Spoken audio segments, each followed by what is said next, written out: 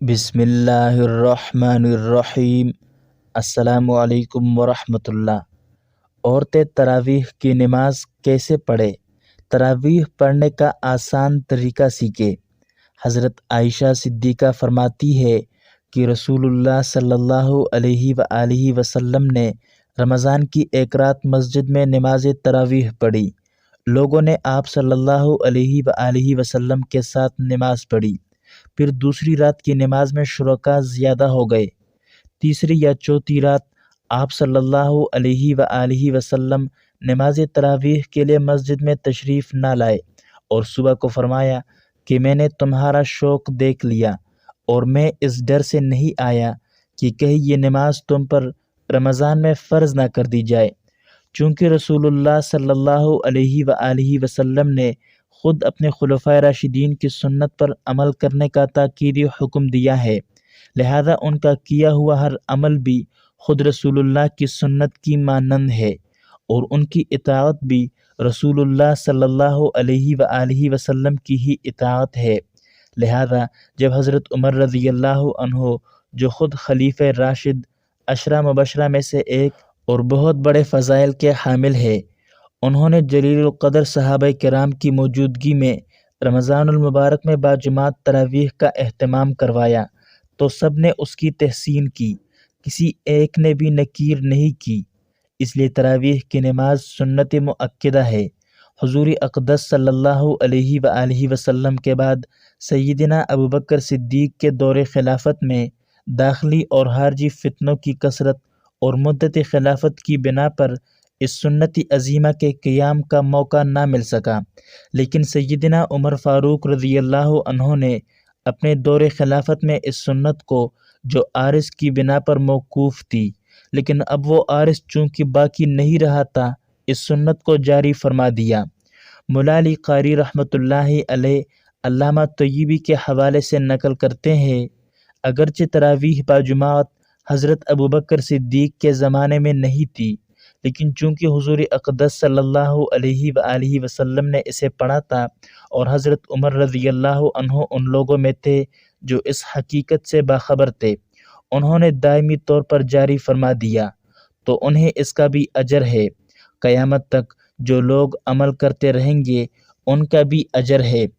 بخاری شریف میں حضرت عائشہ رضی اللہ عنہا کی روایت ہے کہ ایک رات رسول اللہ صلی اللہ علیہ وآلہ وسلم مسجد میں تشریف لائے اور نماز پڑھی۔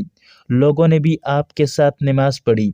ان نمازیوں نے صبح ہونے پر دوسرے لوگوں کو بھی بتا دیا، تو دوسری رات مجمع بہت بڑھ گیا اور حضرت صلی اللہ علیہ وآلہ وسلم کے ساتھ لوگوں نے نماز ادا کی۔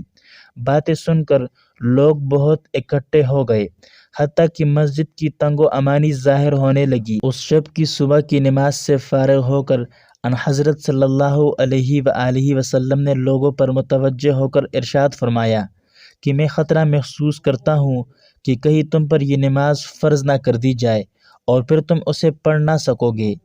تراویح کی نماز جس طرح مردوں کے لیے پڑھنا ضروری ہے، اسی طرح عورتوں کے لیے بھی اس نماز کو پڑھنا ضروری ہے۔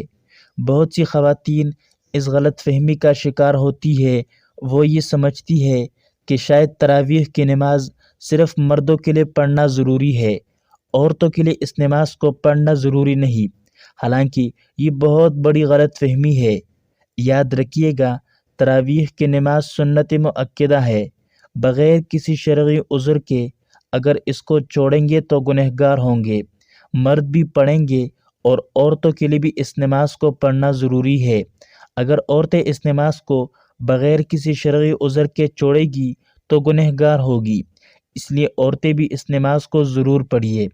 اب مسئلہ یہ ہے کہ مرد حضرات تو مساجد چلے جاتے ہیں جہاں پر باقاعدہ تراویح کی نماز جماعت کے ساتھ ادا کی جاتی ہے، لیکن خواتین گھر کے اندر اس نماز کو کس طریقے سے پڑھیں؟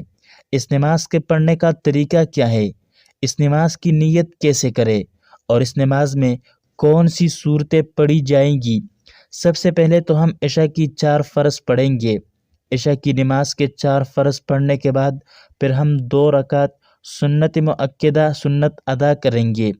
اس کے بعد وتر نہیں پڑھیں گے، پھر 20 رکعت تراویح کی نماز ادا کی جائے گی اور وہ 20 رکعت 2 کر کے پڑھی جائیں گی، یعنی 2 رکعت پڑھ کے سلام پھیر دیں گے، اس کے بعد 2 رکعت، اسی طرح سے 2 رکعت کر کے 20 رکعت تراویح کی نماز ادا کریں گے۔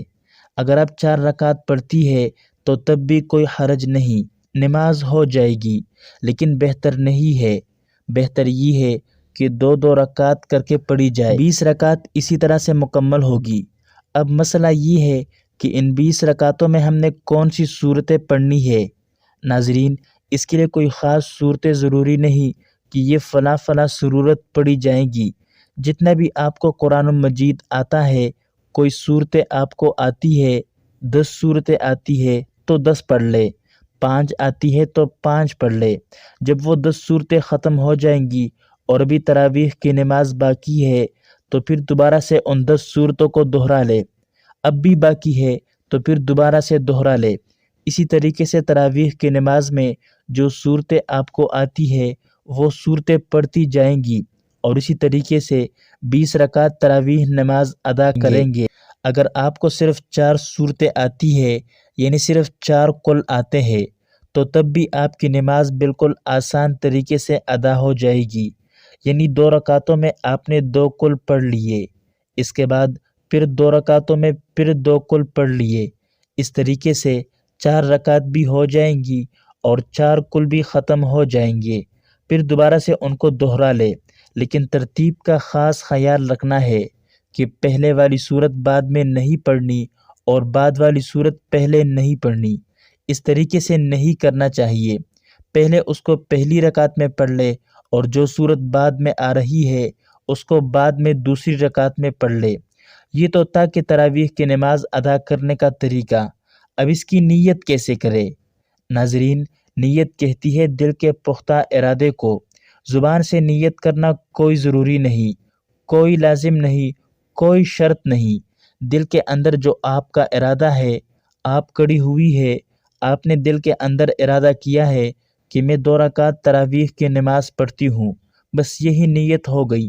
اس کے علاوہ کوئی زبان سے نیت کرنا یہ کوئی ضروری نہیں ہے، لیکن علماء کرام بیان فرماتے ہیں کہ زبان سے نیت کرنا یہ مستحب ہے۔ اگر آپ زبان سے نیت کرے تو اس طرح بھی کر سکتے ہیں کہ میں نیت کرتی ہوں 2 رکعت نماز تراویح واسطے اللہ تبارک و تعالیٰ کے، منہ میرے کعبہ شریف کے، اللہ اکبر۔ یہ طریقہ ہے نیت کرنے کا زبان سے، لیکن کوئی ضروری نہیں ہے۔ 20 رکعت ختم ہو جانے کے بعد پھر وتر کی نماز پڑھی جائے گی، کیونکہ ہم نے پہلے وتر کی نماز نہیں پڑھی تھی۔ پھر چاہے تو آگے نفل بھی پڑھ سکتے ہیں، چاہے تو نہ بھی پڑھے، وہ آپ کی مرضی ہے۔ وتر پڑھنے کے بعد آپ کی نماز ختم ہو جائے گی۔ یہ نماز تراویح ادا کرنے کا طریقہ ہے۔ عورتوں کے لیے بہتر یہی ہے کہ تنہا تراویح کی نماز پڑھ لے۔ اگر گھر میں جماعت ہو رہی ہے تو جماعت میں بھی شریک ہو سکتی ہے، لیکن عورتوں کا امامت کرنا درست نہیں۔ عورتوں کی امامت کی کئی صورتیں ہیں۔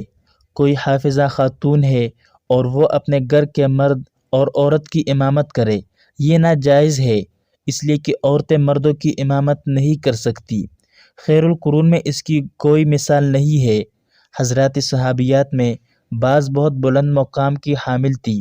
حضرت عائشہ صدیقہ کا عمل و تقوی میں صحابہ کی نگاہ میں بلند مقام تھا۔